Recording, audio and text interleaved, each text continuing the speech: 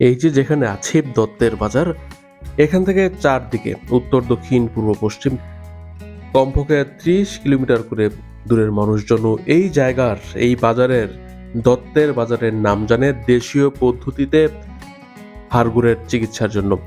ময়মনসিংহ জেলার গফরগাঁও উপজেলার পাগলা থানা দত্তের বাজার একটি ইউনিয়নের নাম ব্রহ্মপুত্রের পারে পুরাতন ব্রহ্মপুত্র। এক পাশে কিশোরগঞ্জ আর এই পাশে ময়মনসিংহ, মাঝখানে নদী। নদী এখন মরে গিয়েছে ১৭৬২ সালের ভূমিকম্প এবং ১৭৮৭ বন্যা। তারপরে যমুনার সৃষ্টি হলো। উত্তম সুচিত্রা অভিনীত ১৮৫৮ সালে মুক্তিপ্রাপ্ত একটি চলচ্চিত্রের নাম ইন্দ্রাণী। সেই ছবিতে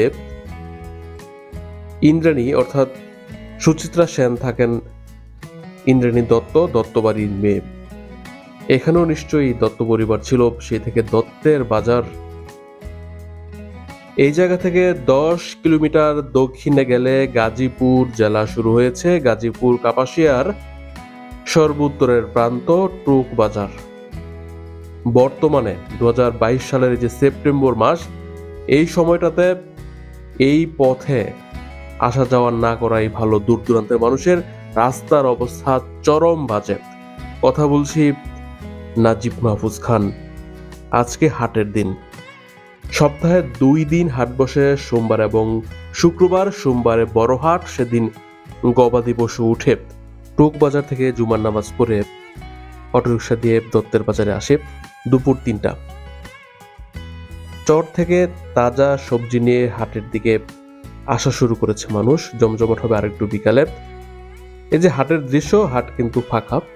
আজকে ছোট হাট, তারপরেও দুপুর বেলা মানুষজন, দোকানিরা মাত্র আসা শুরু করেছে। পাইকারেরা এসেছে দূর দূরান্ত থেকে। গ্রামীণ হাট, বাংলাদেশের ময়মনসিংহ জেলা। কথা বলছি নাজিব মাহফুজ খান। এখানকার চরে, ব্রহ্মপুত্রের চরে ব্যাপক পরিমাণে বিভিন্ন সবজি উৎপন্ন হয়। সেজন্য অনেক পাইকারকে দেখলাম যারা পুরো খাঁচা ভর্তি সবজির দরদাম করছে, দূর দূরান্তে নিয়ে যাবে। কয়েকটি শিশু, কয়েকটি কিশোর নিয়ে এসেছে ফলে, যে জাম্বুরা নিয়ে এসেছে একজন, পুরো খাতা জাম্বুরা পাইকারেরা দরদাম করছে। এখানে ব্রহ্মপুত্র ২ ভাগে বিভক্ত হয়েছে, মাঝখানে বিশাল চর। এপার থেকে অর্থাৎ ময়মনসিংহ থেকে কিশোরগঞ্জে যদি ট্রলারে যেতে চাই বেশ সময় লাগে, কিন্তু এখানে নদী কয়েক কিলোমিটার চওড়া, চর মিলিয়ে। অর্থাৎ ১৭৮৭ আগে নদী এখানে বর্তমান যমুনা নদীর মধ্যে বড় ছিল, তার চেয়েও বড় ছিল। অনেক জায়গাতে ব্রহ্মপুত্র ১০ কিলোমিটারের মতো চওড়া ছিল।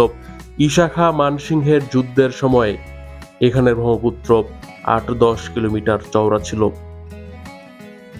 এই অঞ্চল ছিল যুদ্ধক্ষেত্র। এখান থেকে ১০ কিলোমিটার দক্ষিণে যুদ্ধ হয়েছিল চাঁদপুর গ্রামে। সেই হিসেবে এই দত্তের বাজার অঞ্চল, চারপাশের অঞ্চলে ভারতবর্ষের নানা প্রান্ত থেকে আসা সৈন্য সামন্তের ঘাঁটি ছিল, বসবাস ছিল। পরবর্তীতে অনেকেই থেকে যায়, গ্রাম বাংলায় মিশে যায়, বাঙালি হয়ে যায়। এটি কিন্তু পূর্ণ হাট নয়, হাট বসা শুরু করেছে। সেজন্য সেসব দৃশ্য দেখাতে পারছি না। এই জায়গা থেকে পশ্চিম দিকে রাস্তা গিয়েছে, সেই রাস্তা ধরে কান্দির পাড়, তারপরে মাইজবাড়ি, তারপরে মশাখালী রেল স্টেশনে এক সোজা পশ্চিমে। আবার মাইজবাড়ি কিংবা কান্দির পাড় থেকে গফরগাঁও চলে যাওয়া যায়। এই বাজার থেকে সোজা উত্তরে হোসেনপুর ব্রিজে একটি রাস্তা গিয়েছে, গফরগাঁওয়ের দিকে এবং হোসেনপুর ব্রিজের দিকেও যাওয়া যায়। এটি কিন্তু পাগলা থানার অন্তর্গত। আবার পাগলা থানাটি দত্তের বাজার ইউনিয়নের অন্তর্গত। এই ভিডিওর শেষ প্রান্তে চলে এসেছি। ভালো থাকবেন, পাশে থাকবেন। দেখাবেন নিত্য নতুন অন্য কোনো ভিডিওতে। পুরো বাংলাদেশকে তুলে ধরতে চাই সবার মাঝে। আল্লাহ হাফেজ।